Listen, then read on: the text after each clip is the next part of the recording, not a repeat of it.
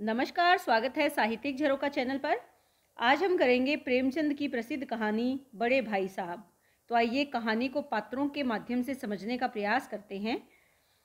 सबसे पहले अगर इसकी कथानक की बात करें तो ये कथानक व्यक्तिपरक है, चरित्र प्रधान है तथा ये कहानी एक मनोवैज्ञानिक कहानी है। इसमें दो ही पात्र हैं, एक तो स्वयं लेखक है क्योंकि व्यक्तिपरक कहानी है, स्वयं लेखक अपनी आप बीती इस कहानी में सुनाता है, और दूसरे लेखक के बड़े भाई हैं जिनके नाम से इस कहानी का नामकरण किया गया है बड़े भाई साहब। तो यहाँ पर लेखक कहता है कि उसके बड़े भाई साहब उनसे 5 वर्ष बड़े थे, परंतु पढ़ाई के हिसाब से उनकी गति धीमी होने के कारण लेखक से 3 दर्जे ही आगे पढ़ते थे। जो लेखक का भाई है ये कितने साल बड़ा है? 5 साल बड़ा है, लेकिन क्लास कितनी आगे? केवल 3 क्लास आगे है। कारण क्या है कि प्रत्येक कक्षा 2-2 या 3-3 सालों में पास की थी। उनकी आयु कितनी थी? 14 वर्ष की थी। जो लेखक का बड़ा भाई है कितने साल का है? 14 साल का है, जबकि लेखक उस समय केवल जो लेखक है वो कितने वर्ष का है? 9 वर्ष का है। इसी कारण उनके बड़े भाई साहब सदैव अपने छोटे भाई जो कि लेखक है की देखभाल करते, समझाते बुझाते, डांटते फटकारते रहते थे। इन बातों पर वो अपना पूर्ण अधिकार समझते थे।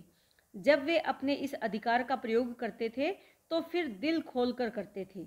अपने बड़े होने का पूर्ण जो रूप है वो दिखाते थे लेखक पर। उम्र में छोटा होने के कारण लेखक उनके इस अधिकार को मान्यता देता था। बड़े भाई बहुत ही पढ़ाकू प्रवृत्ति के थे। माना कि ये हर क्लास में फेल हो जाते थे, लेकिन पढ़ाई में ये सारा दिन लगे रहते थे। वे एक शब्द, एक वाक्य को बार बार लिखते रहते थे तथा कॉपियों के हाशिए पर भांति भांति के शब्द और चित्र बनाते रहते थे। वे अपने इस कार्य में अभ्यासरत थे। कई बार यह सब अर्थहीन और असंतुलित हुआ करता था, क्योंकि बड़े भाई साहब 9वीं कक्षा में पढ़ते थे। इसीलिए उनसे इनके बारे में कुछ पूछना 5वीं कक्षा के विद्यार्थी के लिए सहज बात नहीं थी। जो लेखक है वो स्वयं कौन सी कक्षा में है? वो 5वीं कक्षा में है। जो लेखक का बड़ा भाई है ये कौन सी कक्षा में है? ये 9वीं कक्षा में है। यानी जब बड़े भाई साहब कुछ लिख पढ़ रहे हों तो छोटे भाई को यह सब कुछ पूछने की हिम्मत नहीं होती। यानी छोटा है, अगर वो बड़े भाई से प्रश्न करेगा ऐसे उसकी हिम्मत नहीं है। लेखक स्वयं बताते हैं कि मेरा मन पढ़ने लिखने में कम लगता था और खेलकूद और शरारतों में ज़्यादा। अतः सदैव बड़े भाई साहब का मेरे लिए ये प्रश्न होता था कि कहाँ थे। इस प्रश्न का सामना मुझे हमेशा ही करना पड़ता, और वह सदैव एक सा ही व्याख्यान सुनाते थे, यानी लंबा चौड़ा भाषण उस पर दे देते थे। वे पढ़ाई लिखाई में कमज़ोर थे, परंतु इस विषय पर भाषण देने में खूब कुशल थे। मुझे डांटने में वे वाक्पटुता से काम लेते थे। छोटा होने के कारण मुझे रोने के लिए मजबूर होना पड़ता था। भाई साहब के भाषण का कोई उत्तर न देकर मैं तंग आकर कई बार हॉस्टल से वापस घर जाने की बात सोचने लगता था, परंतु कुछ क्षण बाद मेरी यह सोच भी विलुप्त हो जाती थी। मैंने कई बार टाइम टेबल बनाया, फिर भी मैं उस पर ठीक से चल नहीं पाया। मैं कई कई दिन भाई साहब से दूर रहता, उसके सामने नहीं आता, कमरे में चुपचाप आता, परंतु फिर भी कभी न कभी भाई साहब का व्याख्यान सुनना ही पड़ता था। वे मुझे डांटते फटकारते और उपदेश देते रहते थे, और मैं अपनी मर्जी का मालिक बन सदैव खेल कूद एवं अपनी जिंदगी में मगन रहता था। जब वार्षिक परीक्षा हुई तो बड़े भाई साहब फेल हो गए, 9वीं कक्षा में फिर से फेल हो गए, और जो लेखक है वो 5वीं कक्षा में पास हो गया। इस बात का लेखक को बहुत ये हुआ कि बड़े भाई साहब मुझे अक्सर डांटते हैं, वो खुद तो फेल हो गए और मैं पास हो गया।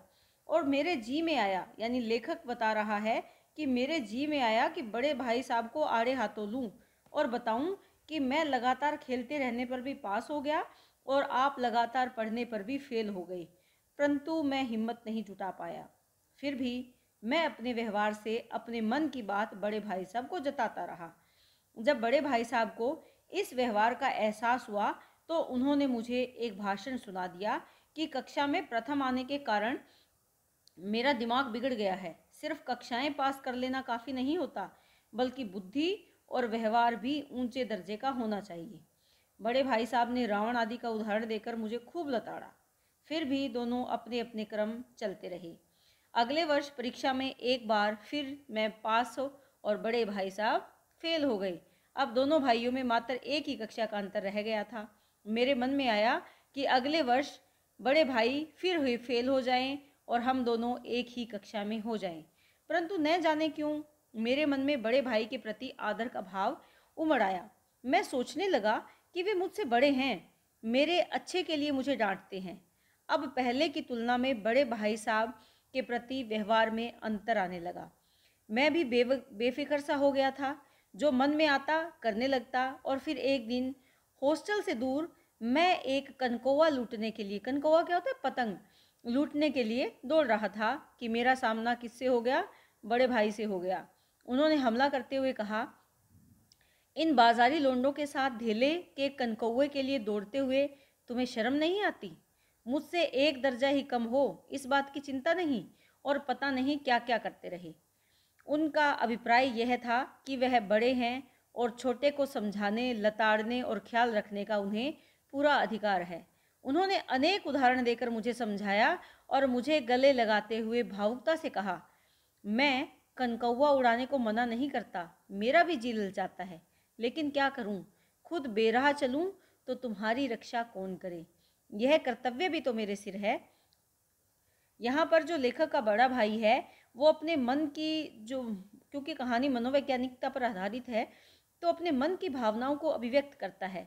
बड़ा भाई होते हुए उसमें भी एक बाल मन है, लेकिन वो अपने बाल मन को क्यों दबाए रखता है? अपने बड़े होने के कर्तव्य को पूर्ण करने के लिए, अपने भाई के प्रति अपनी जिम्मेवारी को पूर्ण करने के लिए, उसका ख्याल रखने के लिए, उसको सही मार्ग दिखाने के लिए खुद बंदिशों में अपना जीवन व्यतीत करता है। अपने बालपन के या लड़कपन के जो मौज मस्ती या खेलकूद का जो भाव होता है उसका वो पूर्णतः त्याग कर देता है। किसके लिए त्याग कर देता है? अपने छोटे भाई के लिए। तभी एक और उड़ती आ रही पतंग की डोर पकड़कर बड़े भाई साहब तेजी से हॉस्टल की तरफ दौड़े और मैं भी पीछे पीछे दौड़ा। इसी के साथ कहानी खत्म हो जाती है। बड़े भाई साहब का पतंग की डोर पकड़कर दौड़ना उनके बालपन को दिखाता है, उनके बचपन की जो लालसा उनके भीतर छिपी हुई है उस लालसा को दिखाता है। अगर इस कहानी के कथानक की बात करें तो लेखक ने बड़े भाई के सामने अपनी भयग्रस्त स्थिति का, कि बड़े भाई के सामने छोटा भाई किस प्रकार उससे डरता है, उस स्थिति का बहुत ही स्वाभाविक रूप से चित्रण किया है। इसके साथ साथ बड़े भाई की मनस्थिति कैसी है उसका भी सुंदर चित्रण किया है। बार बार वो फेल भी हो रहा है, लेकिन अपने छोटे भाई के प्रति जो कर्तव्य है उसको समझाना, उसको सही रास्ता दिखाना वो अपना अधिकार समझता है। लेकिन उसका जो बालमन है जिसमें वो पतंग के पीछे दौड़ता है या पतंग की डोर पकड़कर दौड़ता है, उसका चित्रण भी कहानी में बहुत ही सुंदर तरीके से किया गया है। कहानी में संवादात्मकता है, आत्मकथात्मक शैली है, इसके साथ साथ मनोविश्लेषणात्मक शैली का भी बहुत सुंदर तरीके से यहाँ प्रयोग इस कहानी में हुआ है। जब कहानी को पढ़ते हैं तो ऐसे लगता है चित्र सामने उपस्थित हो रहे हैं, तो इससे कहानी में कौन सी शैली है?